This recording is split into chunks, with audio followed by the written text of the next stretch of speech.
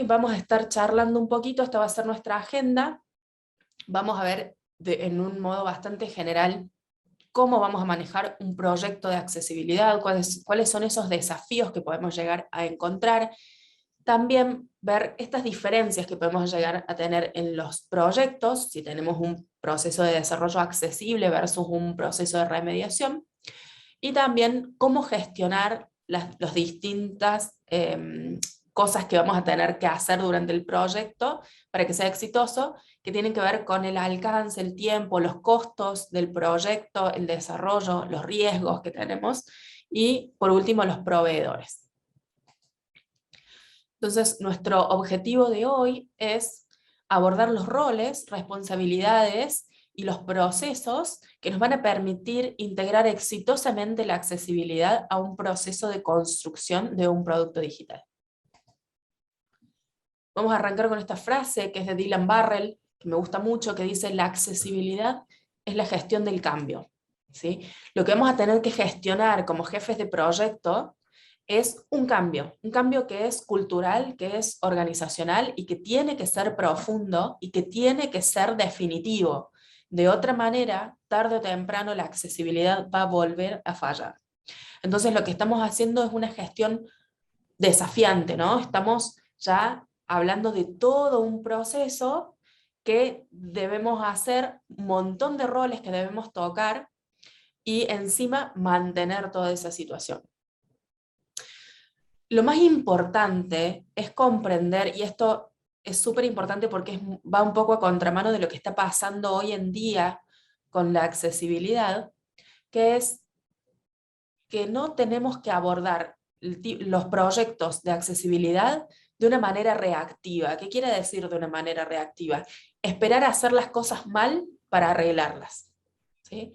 Entonces, tiene que ser un cambio que sea profundo, que tiene que ser la regla y que tiene que ser parte de cómo nuestro equipo y cómo nosotros como profesionales hacemos las cosas para que desde la primera vez los resultados ya sean accesibles. Vamos a tener un par de definiciones previas, porque por ahí no sé si todas las personas que nos están viendo son personas que trabajan en sistemas, pero si bien el abordaje va a ser hablando de construcción de productos digitales y de una forma de trabajar que es muy típica de la industria de la construcción de estos productos digitales, se puede aplicar a cualquier tipo de proyecto, ¿sí? Entonces, vamos a dar un par de definiciones previas relacionadas a lo que es el desarrollo de software para aquellos que no trabajan en software. Todo proceso de desarrollo de un proyecto se puede resumir a muy alto nivel en 3 etapas. Etapas de planificación, o sea, antes de que comenzamos a crear el producto, tenemos que saber exactamente qué es lo que vamos a crear. Después, una etapa de creación, donde ya los roles empiezan a ejercer, ¿no?, sus responsabilidades, creando ya el producto digital. Y por último, una etapa de prueba. Depende el tipo de metodología que esté utilizando el equipo, puede que esto pase una sola vez, ¿no? Que haya toda una etapa de planificación, que dure muchos meses o inclusive años, que luego haya toda una etapa de creación de principio a fin del proyecto, y después una etapa de prueba, y todo esto lleva muchos años. Pero este tipo de metodologías se han superado, porque imagínense, si yo diseño algo y lo creo, en 2 o 3 años ya quizás es algo que no funciona, es algo que ya no sirve, porque la tecnología se mueve muy rápido. Entonces, lo que se ha hecho ahora es seguir tomando las mismas etapas de un proyecto, pero se hacen más cortas y se va construyendo y modificando de a poco, y es iterativo. ¿Qué quiere decir iterativo? Que tiene un comienzo y un fin, que es como un ciclo, donde yo voy a tomar algo muy pequeñito, lo voy a planificar, lo voy a crear y lo voy a probar y lo voy a dar por listo, y luego voy a iniciar de nuevo una etapa de planificación, de creación y de prueba, y luego cuando termine eso voy a iniciar de nuevo, y así sucesivamente. Entonces, va a ser un ciclo que todo el tiempo se va a repetir y que a la vez es incremental. ¿Qué quiere decir? Que yo voy a ir construyendo sobre lo construido. Entonces, por dar un ejemplo, si yo quisiera construir un auto virtual, lo que voy a hacer es primero construir una rueda, y en esa rueda la persona ya se puede, no sé, trasladar, ¿no? Supongamos, sobre la rueda, ¿no? Después voy a hacer otro ciclo e incrementalmente voy a crear una bicicleta, ¿no? En la bicicleta la persona ya se puede trasladar. Y así le voy a ir agregando en cada ciclo, cada iteración, algo más al producto, de manera que al final termino teniendo un auto, pero mi cliente se puede trasladar desde el primer momento en el que empezó este proyecto. Otra definición previa que tenemos que tener es las diferencias que tenemos cuando vamos a accesibilizar un producto. ¿Cuáles serían? Nos pueden tocar tres escenarios. El primer escenario que nos puede tocar es, que es el más común, es lo que se llama remediación. En la remediación ya tenemos un producto que no es accesible y nos lo traen terminadito así, diciendo, hacelo accesible, ¿no? Tenemos que tomar algo que de alguna manera no funciona y hacerlo funcionar. Después puede que tengan la suerte de que les toque desarrollar algo accesible desde cero, ¿no? Vamos a poner un ejemplo que fuera una mesa. Entonces, tenemos una mesa que está construida pero no funciona y quieren otra mesa y la tenemos que construir, tenemos que modificarla para que se parezca lo más posible a lo que finalmente quiere el cliente, sería un caso de remediación. Pero si yo tengo la posibilidad de saber qué quiere el cliente y hacer la mesa desde cero, tenemos un desarrollo accesible desde cero y es mucho más probable que el resultado sea mejor, ¿sí? Que tener que modificar algo que está mal hecho. Y por último, puede que pase que sea un híbrido, o sea una mezcla de las dos cosas. Es un producto que ya tiene varias iteraciones, que ya fue construidas algunas cosas y fueron construidas sin tener en cuenta la accesibilidad, pero a partir de ahora quieren empezar a tener en cuenta la accesibilidad, entonces tenemos un doble trabajo. Volver accesible lo que ya está hecho y que está roto, ¿sí? Y agregar prácticas para que la creación desde ahora en adelante sea accesible, porque no tendría sentido seguir construyendo mal y después, a posteriori, digamos, terminar arreglando todo esto. Bueno, entonces los desafíos que nos vamos a encontrar cuando nos toque como jefes de proyecto empezar con un proyecto de accesibilización es, primero, lograrlo, ¿no? No es fácil lograr un producto que finalmente es accesible.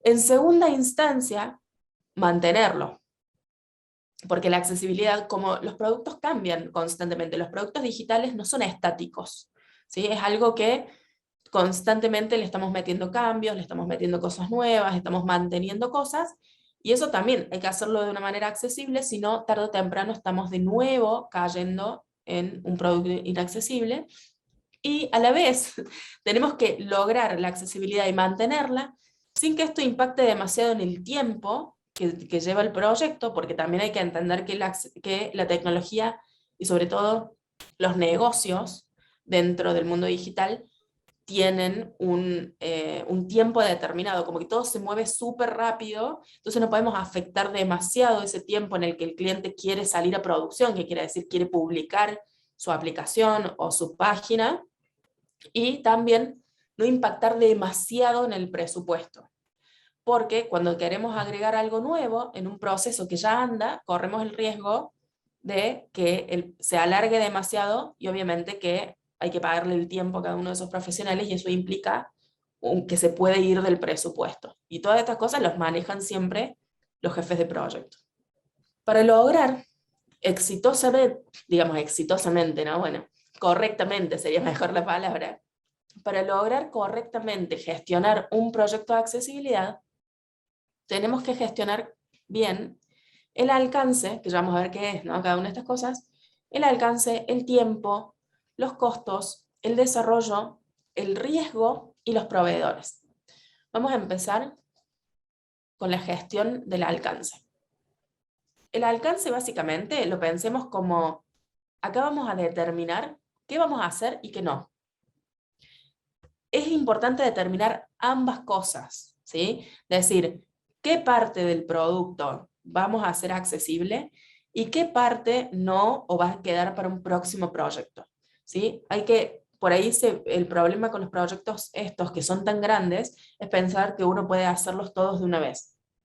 No, probablemente tenga que priorizar y que tenga que armar como varios proyectos o hitos o momentos de ese proyecto donde uno diga, bueno, hasta acá lo hago ahora, de esto queda para después. Entonces, siempre dejar muy claro qué voy a hacer como parte de este proyecto y qué no. ¿Por qué? Porque también esto puede ser algo que me está pidiendo el cliente para medir si quiere seguir sosteniendo este proyecto de accesibilidad. Y lamentablemente en los proyectos digitales se corta por lo más fino y cuando hay que recortar, lo primero que se recorta es accesibilidad, aunque suena muy duro, pero lamentablemente es así. El alcance también puede ser algo dinámico, ¿sí? No hace falta que nos casemos con el primer alcance que nosotros pensamos en ese momento. Pero es importante que igual podamos ir midiendo las cosas que hemos hecho en medida de cada uno de estos alcances, justamente para seguir esta trazabilidad, ¿no?, del proyecto que nos permite después mostrarle avances al cliente. El alcance es muy distinto si estamos en proyectos nuevos, que era esto que decimos, tenemos la suerte de poder construir algo accesible desde cero, o si es un alcance en remediación. Entonces, cuando hablamos de un proyecto nuevo y vamos a definir el alcance tiene que ser el mismo del producto en general. ¿Qué quiero decir con esto? Si yo estoy creando una aplicación para, no sé, vamos a decir, tipo pedidos ya, ¿no? Tipo para pedir comida por, por esa app. Ok, todas las acciones que yo quiero tener en esa aplicación tienen que ser accesibles, tienen que poder ser usadas por todas las personas sin importar sus capacidades. Todas las acciones, no solamente las principales, no solamente algunas. Si hay algunas acciones que yo no las voy a volver accesibles, no las voy a publicar todavía en el producto, no las voy a hacer formar parte del producto. Porque la accesibilidad no es solamente proveer acceso igualitario a todas las personas en cuanto a lo que pueden hacer, sino también en cuándo los pueden hacer. Por eso, por ejemplo, Netflix no estrena las cosas hasta que no las tiene subtituladas o dobladas a varios idiomas, porque entiende que la accesibilidad tiene que estar disponible al mismo tiempo para todas las personas y no en distintos momentos y tiempos. Entonces, lo que vamos a hacer es entender que el producto no está listo hasta que todo no sea accesible. Y que para eso vamos a tener que pensar en la accesibilidad como un momento más de este proceso, como un momento más de lo que va a ser diseño, de lo que va a ser desarrollo y de lo que va a ser calidad. Porque el que va a determinar la finalización del proyecto es que la accesibilidad también tenga la calidad deseada y el mínimo que debería alcanzar de acuerdo a las pautas que hemos elegido que vamos a cumplir, el nivel, ¿no? Bueno, respecto al alcance en remediación, el abordaje debe ser mucho más estratégico. ¿Por qué? Porque ya estamos hablando que estamos viendo el alcance sobre un producto que está ya construido y que probablemente tiene falencias, carencias o issues de accesibilidad. Entonces, eso va a estar, nuestro alcance ahí va a estar directamente relacionado a, por ejemplo, digamos, queremos priorizar por tipo de funcionalidades. Entonces, si nosotros queremos accesibilizar determinadas funcionalidades o algunas de las funcionalidades, debemos considerar qué funcionalidades son. Porque aunque podemos tener funcionalidades primarias, de repente, si hablamos de una bancaria donde tengo más experiencia, puede ser la transferencia a otra cuenta, puede ser la visualización del saldo que tú tienes en tu cuenta personal, son funcionalidades principales o primarias. Eso podría considerarse como algo que debe tomar la relevancia mayor en nuestra mejora o nuestra remediación de accesibilidad. Pero ¿qué pasa si, por ejemplo, tu pantalla principal en donde te logueas, eh, hay solo un botón simple, el botón de iniciar sesión, que no es accesible? Entonces estamos diciendo que en este caso lo que debería tomar prioridad sería esta pantalla, la de, por ejemplo, iniciar sesión. ¿Por qué? Porque nos está bloqueando el resto de funcionalidades. Entonces, es una mirada un poco más estratégica, no solo de, por ejemplo, pensar qué es lo primario de mi aplicación o de mi aplicación web o de mi aplicación móvil, sino también qué bloqueo o qué issue de accesibilidad impacta en cadena sobre otros. Esa es una buena manera de enfocarlo. Otra manera de enfocarlo también podría ser, hay muchas limitaciones, por ejemplo, a nivel de código. A veces uno tiene mucha intención de mejorar la accesibilidad en una pantalla o en una screen específica, pero ocurre de que a veces hay código heredado, ¿no? Por ejemplo, lo cual significa que es un código que es antiguo y además es un código que muchas veces se replica en diferentes pantallas. Muchas veces los desarrolladores lo que hacen es replicar un componente en múltiples pantallas, pero ese componente tiene un único origen. Entonces, si nosotros alteramos un componente en una vista, en una pantalla, en una screen, puede que eso impacte sobre el comportamiento del componente en toda la aplicación web o móvil que tenemos. Entonces, por ejemplo, ahí hay un alcance un poco más limitado. Es bueno conocer cuál es el impacto o cuáles las limitaciones que tenemos a nivel de código o cuáles son las prioridades a nivel de experiencia de usuario que se ven impactadas directamente por la accesibilidad para así saber cómo abordar ese proceso de remediación. Perfecto. Entonces, sí, ese es el tema que tiene hacer algo. Remediar es como parchar algo que no está bien hecho. Nunca va a quedar tan bien como si lo hubiera hecho desde cero. Entonces, y también puede haber, como dijo Doni, limitaciones técnicas directamente, que por cómo está construido el producto, yo no pueda hacer accesible determinadas partes del producto. Eso no implica que nos vamos a resignar y que no vamos a hacer accesible el producto. Lo que significa es que vamos a accesibilizar todo lo que podamos, el producto actual, y vamos a construir un plan para que con el tiempo, esto que les comentaba recién, de que constantemente el código está cambiando, para que cuando cambiemos el código lo hagamos bien desde cero y empecemos a tener un plan como más a largo plazo.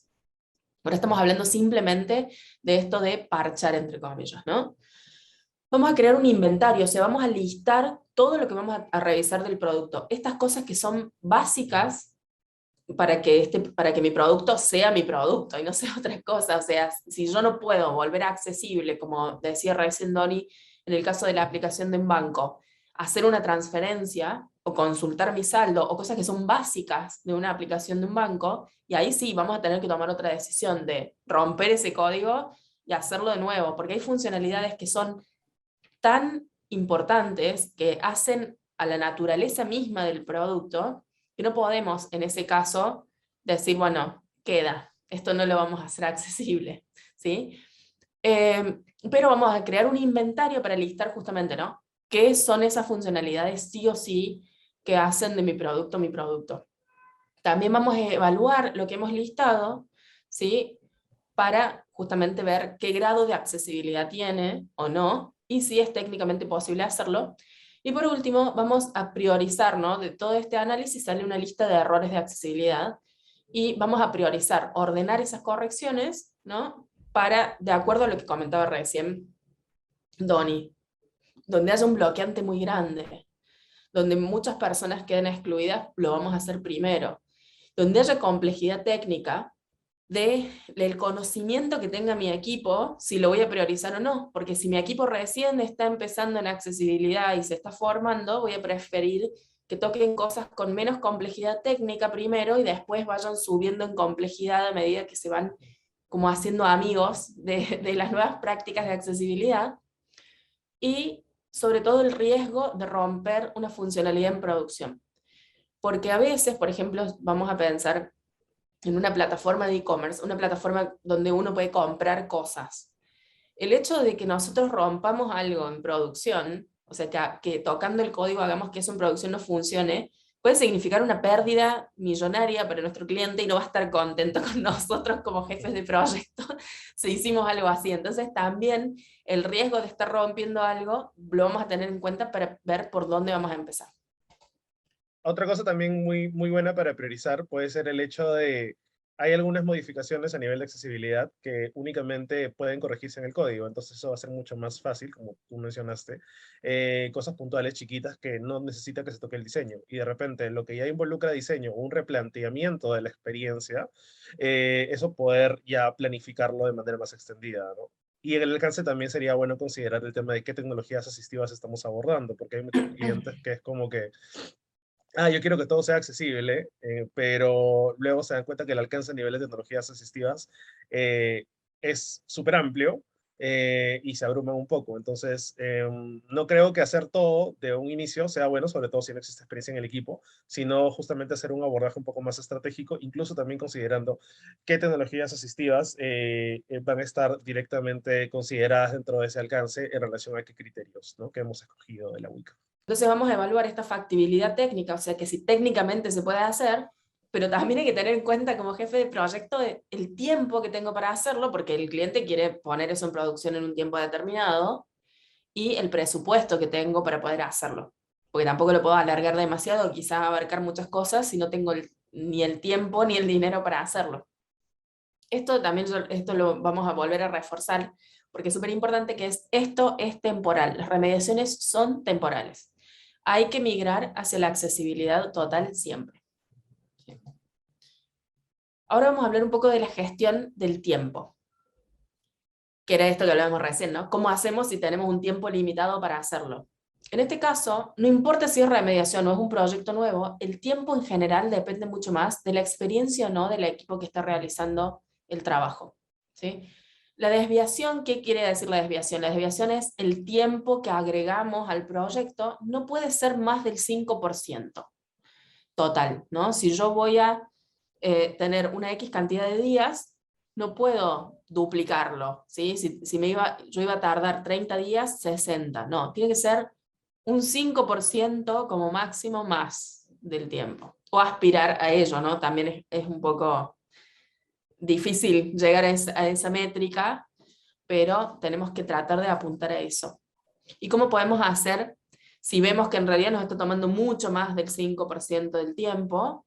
Hay dos cosas fundamentales que en ese caso hay que ajustar, que son la forma de adopción en el proceso y el entrenamiento de las personas involucradas en el proyecto. Si yo entreno bien a mi equipo va a poder hacer un mejor trabajo con menos margen de error en un tiempo menor. Y en segunda instancia, si yo tengo bien delimitado y construido el proceso y qué cosas van a hacer cada uno en sus roles, en sus responsabilidades, en qué momento, cuando dividimos un esfuerzo grande entre todas las personas, es más fácil que este esfuerzo sea posible y que se haga de una manera más rápida. Entonces, las dos cosas que vamos a tocar, digamos, cuando vemos que no estamos llegando a este 5%, son el proceso, para ver si lo estamos adoptando correctamente, si todas las personas están haciendo un pequeño esfuerzo, y entrenar a las personas para que ese esfuerzo también sea eficiente. Vamos muy seguido ahora a gestión del costo, porque como dije recién, el costo y el tiempo tienen una relación muy cercana, ¿sí? El costo, por empezar, es uno de los grandes mitos de la accesibilidad, ¿no? Que hacer las cosas accesibles es costoso. No necesariamente, si lo estamos gestionando correctamente, no tiene por qué ser mucho más costoso. Si estamos haciendo un proyecto desde cero con accesibilidad, no debería ser ni siquiera un costo extra, sino simplemente la manera en la que trabajamos. Si estamos haciendo una remediación, sí van a aparecer costos relacionados a hacerlo, que tiene que ver con, bueno, entrenar los equipos, tener un profesional de accesibilidad en el equipo que nos ayude a gestionar todo este proyecto. Pero casi siempre el mayor porcentaje del costo de un proyecto de accesibilidad está asociado a la gestión del tiempo. Si nosotros optimizamos el tiempo de nuestro equipo para la construcción, vamos en general mantener un costo bajo o dentro de los márgenes que tenemos con el cliente. Para gestionar los costos, vamos a tener en cuenta, como les dije recién, la gestión del tiempo, también si necesito especialistas en la materia, si necesito una especialista en remediación, si necesito una especialista en accesibilidad, para que se sume al equipo, va a ser un costo extra a tener en cuenta. El entrenamiento del equipo que ya forma parte, también va a ser un costo extra. Y por último, algunas licencias para usar ciertas tecnologías, pero también depende de cuáles vayamos a elegir. Si por ejemplo vamos a elegir JAWS o Zoom Text, que son dos tecnologías asistivas que tienen licencia paga, y esa licencia va a formar parte del presupuesto para el proyecto. Pero hay otras alternativas que son gratuitas y que también sirven para poder abordar un proyecto de accesibilidad y llegar a la misma calidad sin tener que pagar estas licencias o usar particularmente estos, digamos, estos productos de software. Ahí, una de mis experiencias particulares es que, bueno, donde estuve trabajando, en Scotia, mantenían un repositorio de licencias de prueba en la nube que un tester, por ejemplo, podía bajar y utilizar solo durante el tiempo que estaba testeando, lo cual entiendo que tiene un costo mucho menor, que también es una posibilidad. Otra cosa respecto al tiempo, estratégico también, si queremos optimizar bien el tiempo, a nivel de entrenamiento a los roles, solo enfocarnos en justamente el rol específico de la persona. Si es un diseñador, orientarnos a las prácticas a nivel de diseño, si es un desarrollador nativo, qué plataforma, Android, iOS, esa capacitación direccionada y acorde a los roles propios. Pero además, que también es sumamente relevante, no únicamente esa capacitación a nivel de rol, sino también cómo se integran entre ellos. Es decir, ninguno trabaja, no es una metodología tipo cascada, en donde uno le pasa la pelota al otro después de un tiempo, sino más bien a nivel de accesibilidad es un trabajo bien en conjunto. Porque si un diseñador define una experiencia que le puede resultar accesible, pero a nivel de desarrollo no es alcanzable por X o Y razones, solo vamos a descubrir que eso no es alcanzable cuando el producto, cuando ya el entregable de diseño pase a desarrollo. Entonces, ¿qué va a pasar en ese momento? Se va a descartar, porque al desarrollador decir que no es posible alcanzar ese comportamiento, pues esa mejora o ese entregable de accesibilidad va a terminar siendo dejado de lado. Entonces también implica mucho la capacitación a nivel de cómo estos roles se integran respecto a sus responsabilidades de accesibilidad. Va a tener que generarse nuevos espacios de comunicación más activa entre diseño y desarrollo para que estos puntos de encuentro ocurran previo a que inicie la etapa de desarrollo y así se pueda llegar con un entregable real y alcanzable al momento de que el producto entre a desarrollo y no se descarte. Otra cuestión ahí relevante es el hecho a nivel de timing, particularmente siempre hay un tirijale con el jefe, cuando somos jefes de productos, ¿no? Pero para evitar justamente que existe un sobrecosto o un sobrecosto a nivel de tiempo. ¿Por qué? Porque a veces pasa de que se entrega un diseño y el desarrollador te dice en desarrollo que eso va a costar un día más, por ejemplo.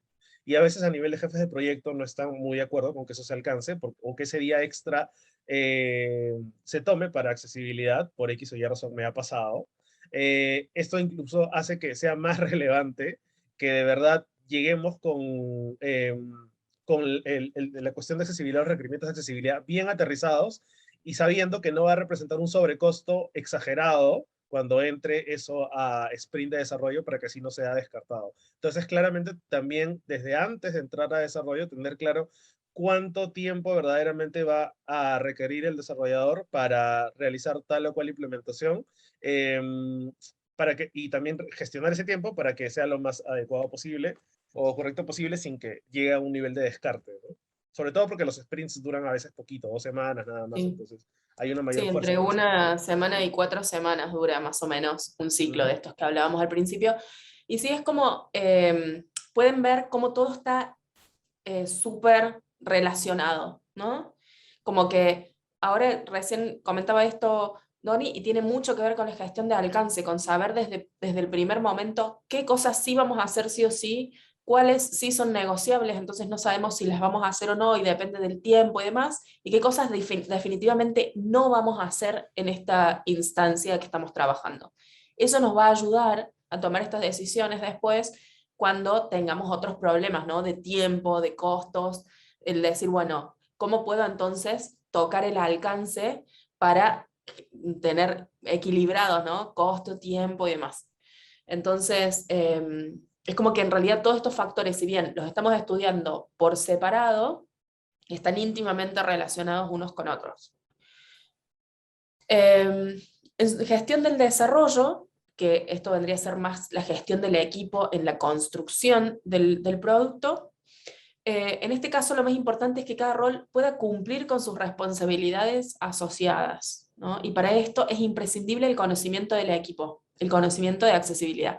Como decía Doni, suele pasar mucho en proyectos de remediación, que ya existe un equipo que en realidad el equipo no sabe de accesibilidad, que vamos a tener que entrenarlo, hacer este entrenamiento dirigido, ¿no? No necesitamos que todas las personas que forman parte del equipo sean profesionales de accesibilidad. No, tienen que saber hacer de manera accesible su responsabilidad y su rol. Nada más, con eso es ya un montón. También otra técnica para poder hacerlo con un buen tiempo y no tanto costo, es elegir líderes o gente que le guste mucho el tema de la accesibilidad y decir, bueno, todos vamos a recibir una base de entrenamiento dirigido y a la vez vamos a concentrar más entrenamiento en esta persona y va a ser a quienes las otras personas les van a preguntar o se van a acercar luego para sacarse cualquier duda al respecto. Vamos a ver un poco sobre estas responsabilidades por rol. El jefe de proyecto, su responsabilidad principal es ayudar a que el equipo logre el objetivo de construir un producto accesible. Obviamente cuidando todos estos factores de presupuesto, de tiempo y de costos. El analista funcional lo que va a hacer es ayudar al cliente a entender el valor de la accesibilidad para evitar también que empiece a presionar con temas de tiempo o de presupuesto y querer quitar la accesibilidad del producto. Y también relevar aquellos requerimientos. Relevar requerimientos es ver qué cosas tiene que tener mi producto para cumplir la finalidad que queremos que tenga, de todos los usuarios.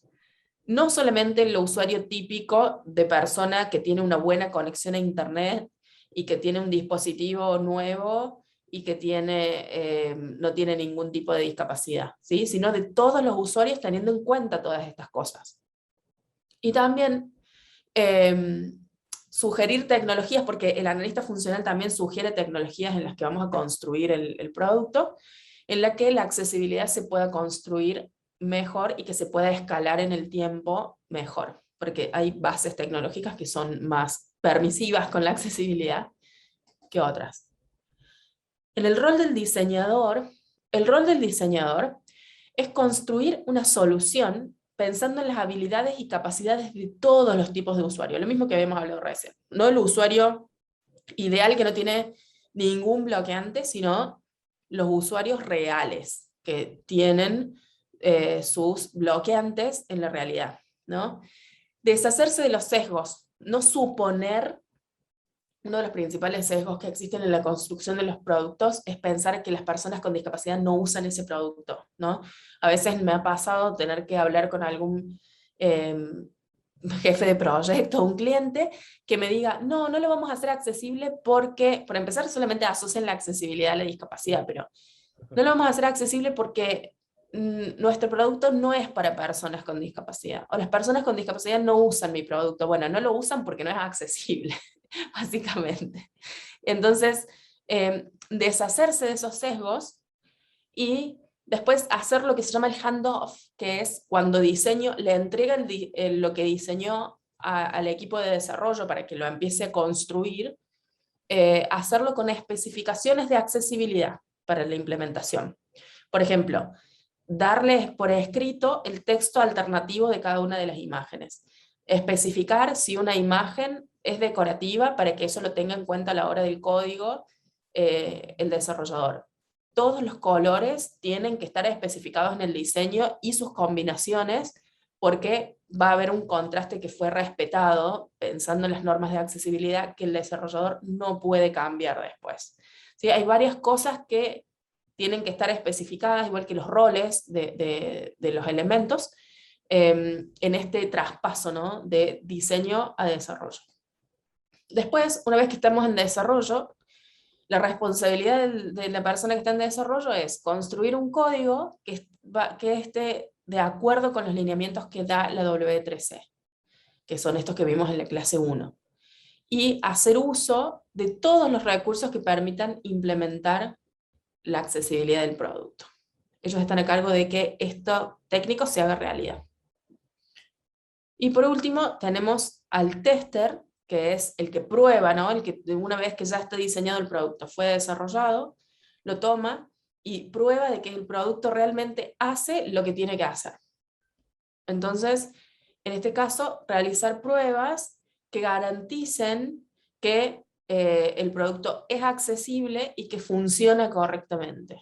Y que cada uno de los roles de todos estos que estuvimos viendo han podido cumplir con sus responsabilidades dando un resultado esperado. A nivel del product owner o el jefe de proyecto, es sumamente relevante también que cuando, bueno, dentro de lo que es ciclo de creación de un producto digital, usualmente antes de los sprints se suele trabajar con historias, que son diferentes tickets o requerimientos puntuales que van a entrar al sprint, los que van a ser justamente creados según las funcionalidades o modificaciones del producto que se haya decidido hacer. Entonces, si yo escojo realizar, por ejemplo, 5 funcionalidades o 5 mejoras o 5 cambios, sea accesibilidad o no, eso va a estar retratado en 5 historias de usuario. Ahora, si una historia de usuario está directamente asociada a accesibilidad, básicamente vamos a hablar de casi la mayoría que estén asociadas a experiencia de usuario o a front developer, entonces tenemos que asegurarnos de que esta historia de usuario tenga 2 cosas esenciales. Primero, el definition of done, que básicamente es qué cuestiones o requerimientos de accesibilidad esta historia de usuario necesita para empezar realmente a ser trabajada. Por ejemplo, lo que menciona Susana, si tenemos un documento en donde se especifican todos los comportamientos o todas las indicaciones de diseño para accesibilidad, entonces este documento o entregable, que usualmente, bueno, se le conoce de muchas formas, pero el común es anotaciones de accesibilidad, en donde está plasmado todo este requerimiento de accesibilidad propio de la interfaz o de la experiencia de usuario. Este entregable debe estar o ya existir o ya llegar a la historia junto con la historia de usuario para que pueda entrar directamente a Sprint y el desarrollador pueda llevarlo a cabo. Y segundo, el definition of ready, es decir, cómo valido que esto se ha alcanzado correctamente, ¿no? Básicamente, el definition of ready va a ser el testeo. Entonces, yo tengo que validar, tengo que asegurarme de que esa historia de usuario se testee con X o Y tecnología asistiva, o que se haga el testeo específico a nivel de contraste o demás, o siguiendo lo indicado en las anotaciones de accesibilidad. Entonces, estos 2 puntos son esenciales y no puede una historia o un requerimiento de accesibilidad ingresar sin un definition of done o sin definition of ready, porque existe el riesgo de que se caiga. Eh, de ahí, bueno, a nivel de desarrollo creo que hay un adicional importante. Es bueno también conocer las restricciones propias de la plataforma, sobre todo cuando hablamos de nativo. Hay muchas personas que consideran que todo lo que se hace en web a nivel de accesibilidad tiene que replicarse tal cual en nativo, ignorando que cada plataforma nativa, Android y iOS, tiene sus propias restricciones. Entonces, también es bueno conocer estas restricciones o limitaciones que ofrece cada plataforma y cuáles son las prácticas de accesibilidad propias de. Por último, pero no menos importante, es no tomar la accesibilidad como algo que construimos para otras personas, sino que construimos con otras personas. Por eso el rol de la persona de recursos humanos es muy importante. Es muy importante que también en esta gestión del cambio que estamos hablando, construyamos una cultura y un ambiente que sean accesibles, ¿no? Y que permita que nuestro equipo pueda contratar talentos con discapacidad y que estos talentos puedan desempeñarse en los roles que tenemos dentro de nuestro equipo plenamente, que puedan ejercer su profesión bien, ¿no? Entonces, destruir también todos esos mitos relacionados a la contratación de las personas con discapacidad.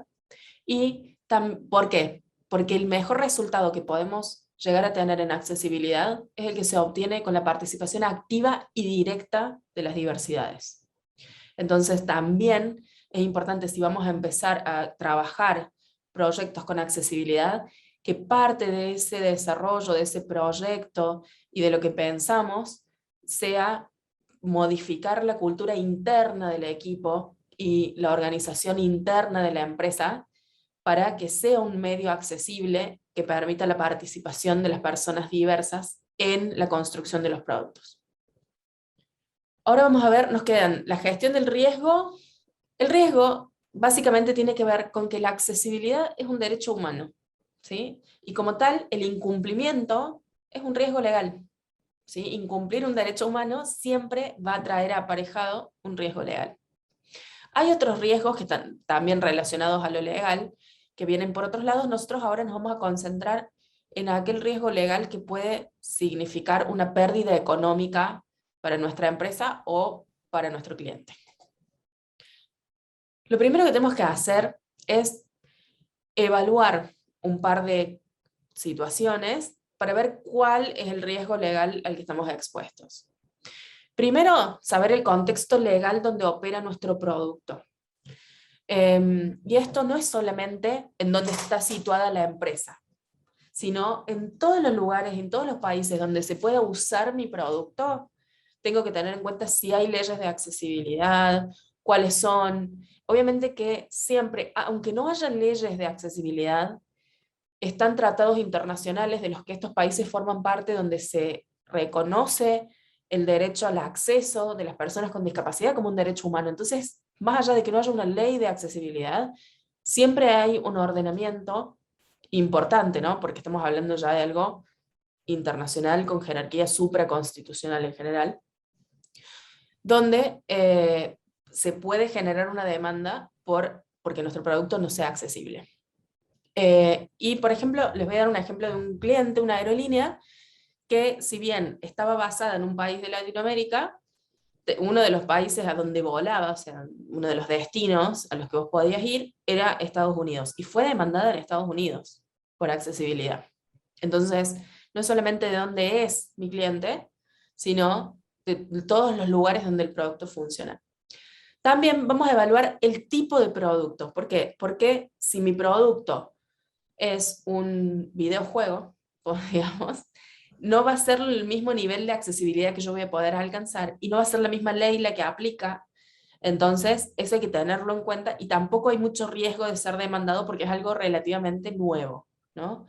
Pero si mi producto es una plataforma de compra, donde yo puedo comprar, no sé, zapatillas, lo que sea, es muy probable que te demanden, porque actualmente en el mundo el 90% de las demandas de accesibilidad son sobre plataformas de compra y venta. Entonces, esto también nos ayuda a tener una información de a cuánto riesgo estamos expuestos. Y por último, la litigiosidad del ambiente. ¿Qué quiere decir? Que en estos países donde lo toco y donde me voy a fijar qué leyes aplican y hasta qué nivel tengo que cumplir con la accesibilidad, como mínimo, ¿sí? Eh, si es muy común que haya demandas de accesibilidad. Por ejemplo, Estados Unidos es un ambiente altamente litigioso. De hecho, con Donnie trabajamos juntos en revisar este tipo de demandas que le llegan a los clientes, y nos tocaba ver 4 o 5 demandas por semana. Y estamos hablando de una porción pequeña del mercado de solo de la empresa en la que trabajábamos juntos. Ni siquiera estamos hablando del todo, ¿no? Pero después de que comenzó la pandemia, lo cual terminó implicando también que más cosas teníamos que hacerlas en el espacio digital, ya de repente teníamos que cursar en línea, teníamos que trabajar en línea, muchas cosas se empezaron a dar en el mundo digital. Eso quintuplicó ya la cantidad de demandas que se dan por cuestiones de accesibilidad, porque ya hay cosas que no podríamos hacerlas presencialmente, entonces teníamos que sí o sí hacerlas de manera digital, o no había otra manera. De hecho, así se dio la primera demanda de accesibilidad de Argentina, que fue hace poco, y tenía que ver con que, bueno, tenían que ejercer, o sea, eran abogados que tenían que ejercer su profesión de manera digital, o usar para subir papeles, digamos, escritos y cosas relacionadas al ejercicio de la profesión, a la plataforma del Poder Judicial, y no lo podían hacer porque no era accesible. Entonces, eso significó una demanda contra el Poder Judicial, que de hecho ganaron los abogados que demandaron el Poder Judicial. Entonces, para poder gestionar este riesgo, ¿qué vamos a hacer? Vamos a priorizar, vamos a listar de nuevo, ¿no? Vamos a usar esta lista que tenemos de funcionalidades principales de nuestro producto, y las vamos a testear. ¿Qué quiere decir? Las vamos a revisar una por una para ver si son accesibles o en qué grado lo son, y lo que vamos a hacer es identificar esos errores que son bloqueantes, ¿no? Un error que es tan crítico que el usuario no puede de ninguna manera hacer esa acción. Esto cuando estamos hablando de un impedimento total, ¿no? Y también no solamente tiene que ser del uso de lo que está haciendo, o sea, de las funcionalidades, sino también de la información. Porque recuerden que una compra, por ejemplo, en una plataforma de comercio, no solamente tenés que poder hacerla, sino con la información suficiente para tomar esa decisión.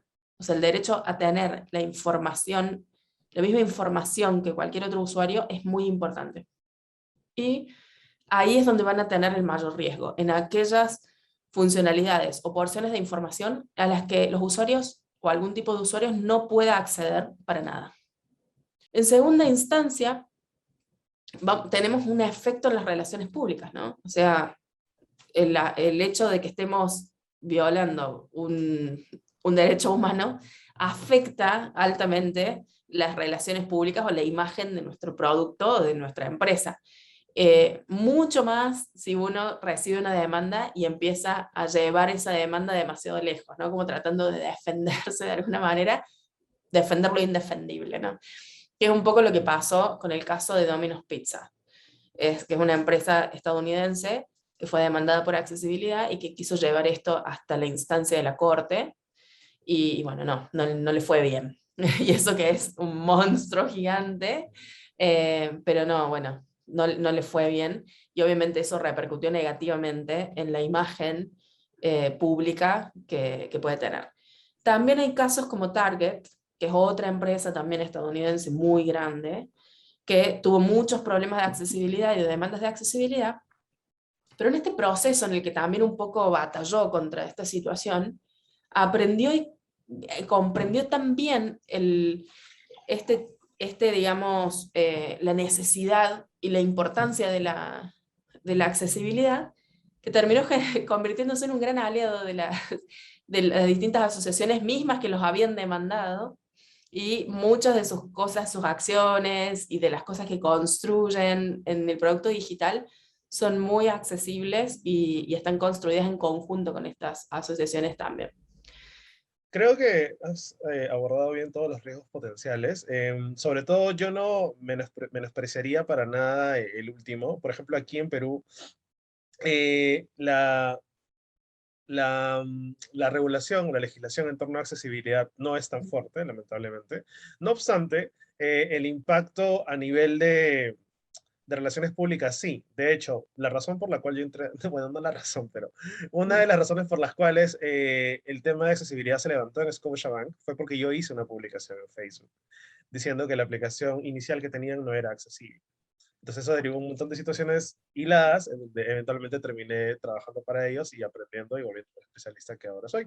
Entonces, jamás despreciar el tema de las relaciones públicas, sin importar que la regulación de repente no sea tan fuerte y se descarte y se diga, no, pero no tenemos legislación tan pesada, Ujú. no lo dejen de lado porque inclusive el impacto público puede ser peor que tener una demanda. ¿Qué podemos hacer con las relaciones públicas también? No, es imposible que algo sea 100% accesible. Esto lo habíamos dicho en la primera clase. La accesibilidad es como un horizonte, ¿no? Es algo a lo que aspiramos, pero que no vamos a alcanzar. No vamos a construir nunca un producto que se adapte 100% a los distintos tipos y grados de capacidades que tengan los usuarios o de situaciones en las que se encuentren. Por eso es súper importante aceptar eso. Le cuesta un montón a las empresas. Creo que algo de lo que más me cuesta con mis clientes es que puedan aceptar públicamente que están trabajando en accesibilidad, porque sienten que si no hablan del tema nadie se da cuenta que no es accesible su producto, y es como, sí, o sea, entras y te das cuenta inmediatamente que algo no es accesible, pero bueno, ellos piensan que si no hablan de eso, no se nota, ¿no? Eh, entonces, ¿qué vamos a recomendar a nuestros clientes? Algo que se llama declaración de accesibilidad. Pueden encontrar ejemplos que están muy buenos en la página de la W3C. ¿Y qué vamos a hacer en esa declaración de accesibilidad? Vamos a comunicar a nuestro público, ¿no? A nuestros usuarios, que sí nos importa la accesibilidad, que estamos trabajando para llegar cada vez más a mayor cantidad de usuarios y a una mejor calidad de accesibilidad. Y también decir, pueden encontrar barreras en nuestro sitio, entonces les vamos a disponibilizar este medio de contacto, que tiene que ser lo más accesible posible, o varios medios de contacto, para que las personas que encuentren una dificultad en nuestro sitio se puedan comunicar con nosotros y hablarnos de este tema, ¿no? Y hacer como hizo Donny, ¿no? Que les avisó, che, esto no es accesible, y después tomar eso y hacer algo al respecto. Es súper importante entender eso, porque si no, vamos a creer que como nuestro sitio ya es accesible porque cumple con algún lineamiento legal, entonces, bueno, listo, no hablemos del tema y todos los usuarios deberían poder usarlo. No, siempre va a haber un usuario que va a estar por fuera, por más que tenga un gran nivel de accesibilidad. Entonces, porque es algo que se construye todo el tiempo. Por último, vamos a ver la gestión de proveedores. ¿Qué serían los proveedores? Serían todos esos terceros que tienen servicios que nosotros utilizamos o que agregamos a nuestro código. Por dar un ejemplo, hay veces que estamos construyendo un producto, ese producto va a tener un chatbot, ¿no? Un chatbot que son esos chats que te aparecen abajo donde vos podés preguntar todo el tiempo con alguien de asistencia al cliente que está ahí. Eso se llama chatbot. Muchas veces no se desarrollan esos chatbots desde cero. Lo que se hace es comprar los hechos y se ponen en el código para que estén ahí en nuestro producto. Es como tomar este código de otra persona y lo ponemos en el nuestro. Y a veces ese código no es accesible. Entonces vamos a ver cómo hacemos para gestionar eso con estos proveedores, los terceros que entran. Es importante que si vamos a dedicar tanto tiempo, esfuerzo, dinero y demás en que nuestro producto sea accesible, también lo hagamos para todos esos productos que se relacionan directamente al nuestro. Si bien es una buena práctica, porque desde el punto de vista legal, en muchos casos podés zafar, ¿no? Como podés decir, bueno, este código no es mío y yo no puedo hacer nada al respecto, entonces la accesibilidad de esta parte del código no me corresponde. En otros casos, sí, porque si vos estás usando para una funcionalidad que es principal en tu producto el código de otro y no es accesible, sigue siendo tu responsabilidad, tenés que sacarlo y crear eso vos desde cero y hacerlo accesible. Por eso en general se usan códigos de terceros para cosas que no son específicamente lo principal de mi producto. Si lo principal de mi producto es una plataforma de compra y venta, si tengo un chat de atención al cliente ahí adentro y no es parte elemental de mi producto, si no estuviera, mi producto seguiría siendo una plataforma de compra y venta. Entonces, se suelen usar en esas cosas que no son tan importantes, digamos, o básicas para mi producto, pero aún así es importante que tengamos en cuenta la accesibilidad de estos terceros. ¿Qué podemos hacer para eso? Primero, exigirlo a nivel contractual. Si yo voy a firmar un contrato con un tercero que va a hacer una parte de mi código o que me va a dar una parte del código, exigirle que eso que me entregue cumpla con los niveles de accesibilidad que yo estoy tratando de cumplir dentro con mi equipo. En segunda instancia, verificar. Porque a veces pasa que te venden algo como que es accesible y en realidad no es accesible o no es tan accesible como vos estás tratando de tener en tu producto. Entonces, tenés que verificar la experiencia y la capacidad de este proveedor de dar algo accesible y sí o sí vas a tener que terminar revisándolo antes de comprarlo, ¿no? Vamos a tener una instancia donde seguramente los testers de nuestro proyecto van a revisar este producto y nos van a decir si realmente es accesible o si los errores de accesibilidad que pueda llegar a tener son algo que nosotros podemos salvar de alguna manera, si podemos meter una modificación que ayude a que eso desaparezca. Y por último, aprovechar las políticas de adquisiciones para pedir accesibilidad. ¿Qué es esto de las políticas? Hay, por ejemplo, en Estados Unidos directamente políticas como la Section 508, que es la sección 508, se llama, que justamente te pone como requisito que las cosas adquiridas tienen que tener un nivel de accesibilidad determinado. Igual acá en la ley de accesibilidad argentina pasa lo mismo, ¿no? Habla de que hay que tener un nivel de accesibilidad determinado para poder contratar con el Estado, por ejemplo, o cosas así. No sé si está en cumplimiento actualmente, pero hay que aprovechar esas políticas de adquisiciones también para empujar como jefe de proyecto a decir, che, necesito que cumplas con esta normativa para poder comprar tu producto, porque eso al final termina generando una bola de nieve del bien, ¿no? Que es decir, bueno, ya van varias veces que muchos proveedores que quieren comprar nuestro producto nos están diciendo que no es accesible y que si fuera accesible lo comprarían o podrían ser nuestros clientes, y entonces ahí tienen como unas bases más firmes para tomar la decisión de accesibilizar sus productos también.